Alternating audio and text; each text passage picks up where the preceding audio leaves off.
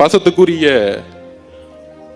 Rajini sir அவர்களுக்கு நான் பதிவு பண்ணக்கூடியது, அப்படி உங்களுக்கு நான் சொல்ல வேண்டிய நோக்கம் வேறு, உங்களுக்கு வருத்தம் ஏற்பட்டிருந்தால் என்னுடைய வருத்தத்தையும் என்னுடைய மன்னிப்பையும் பகிரமாக நான் கேட்டுக்கொள்கிறேன்.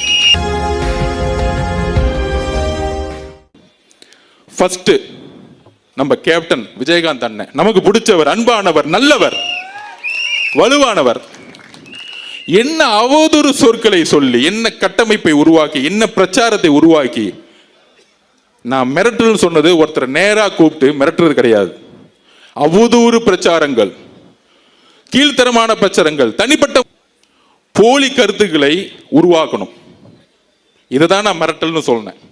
அவரை கூப்பிட்டு மனசுல தப்பா நினைக்கிறதுக்கான வாய்ப்பு இருக்குன்னு அவர் அறிக்கையை பார்த்து தெரிஞ்சுக்கிட்டேன். எங்களுடைய பாசத்துக்குரிய ரஜினி சார்